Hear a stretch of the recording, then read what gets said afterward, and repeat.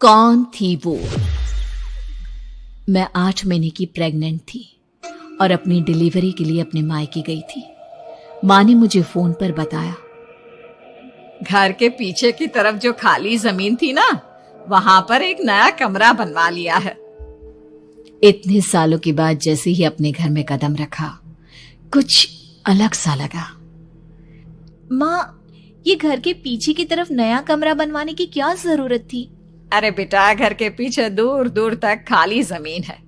तेरे पापा को कई दिनों से लग रहा था कि यहाँ पर एक कमरा बनवा लेंगे तो ताजा हवा मिल जाया करेगी। अब तो ये सब छोड़ और चल जल्दी से दूध पी ले। माँ, मैं थोड़ी देर में पी लूंगी, आप सो जाओ। मैंने दूध का गिलास उठाकर उस खिड़की में रख दिया। पता नहीं कब आंख लग गई। अचानक से खिड़की के पल्लों के खड़कने की तेज आवाज आई। दूध का गिलास धड़ाम से जमीन पर आ गिरा। जमीन पर गिरते ही दूध का रंग लाल हो चुका था। मैंने खिड़की से झांक कर बाहर देखा।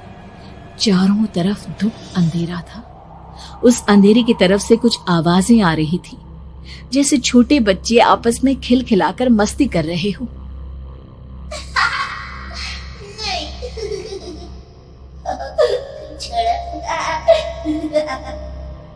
इतनी रात को इतने घनघोर अंधेरे में बच्चों की आवाज कैसे आ रही है?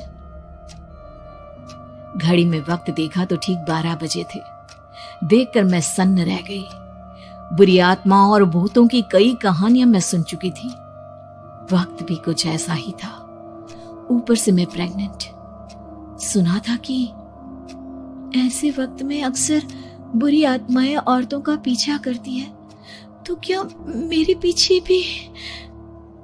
पसीने से तरबतर बड़ी मुश्किल से, जैसे कांपते हाथों से मैंने उस खिड़की को बंद किया। जल्दी से जल्दी उस कमरे से बाहर निकलकर माँ के पास जाने के बारे में सोचा, लेकिन जैसे ही दरवाजे की तरफ पलटी, लगा कोई साया हवा की स्पीड से दरवाजे के सामने से गुजर गया। मेरे गले में अटक कर रह गई। मैं जोर से चीख कर माँ को बुलाना चाहती थी, लेकिन वो आवाज खुद मेरे कानों तक नहीं पहुंच पा रही थी। तो माँ तक कैसे पहुंचती? खिड़की के पल्ले एक बार फिर तेज हवा के झोंके से धड़ाम करके खुल गया और पूरी ताकत से मैं चीख पड़ी। जानती थी मेरी चीख की आवाज सुनकर कुछ ही सेकंड में माँ वहां पहुंच जाएगी, लेकिन ऐसा कुछ हुआ ही नहीं। मेरा कलेजा डर के मारे फटा जा रहा था। आखिर माँ ने मेरी आवाज क्यों नहीं सुनी? इतनी गहरी नींद में तो माँ कभी नहीं सोती। ठीक पीछे खुली हुई वो खिड़की।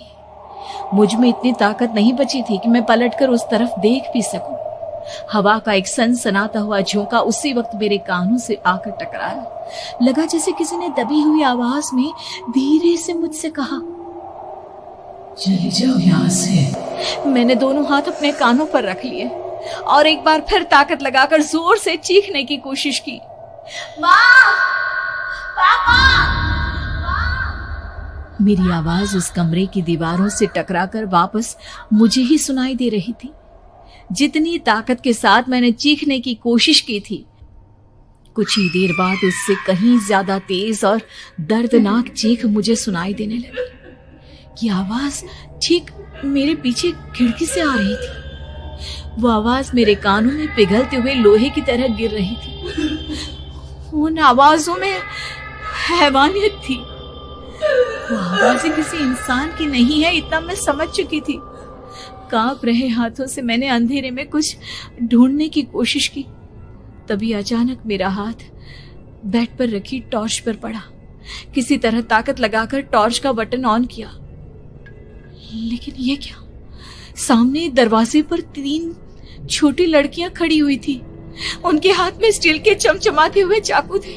मैं घबराकर लड़खड़ाई और पीछे की तरफ हटी, लेकिन तब तक वो मेरे पास आ चुकी थी। उनकी गर्दन टेढ़ी थी और उनके हाथों के वो चाकू मेरे पेट को निशाना बनाने को तैयार। मैं जोर से चीखी, नहीं, छोड़ दो मेरे बच्चे को, मत मारो, मत मारो, छोड़ दो मेरे बच्चे को। सोनाली, क्या हुआ बेटा? तू इतनी डरी हुई क्यों है? उठ बेटा, क्या हुआ? हड़बड़ाकर मैंने अपनी आंखें खोली। देखा तो दिन निकल आया था। माँ मुझे जगा रही थी। मेरा चेहरा पूरा पसीने से लथपथ था। क्या हुआ बेटा, तुमने कोई बुरा सपना देखा क्या?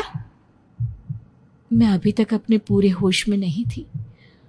वो मेरे बच्चे को मार देगी माँ।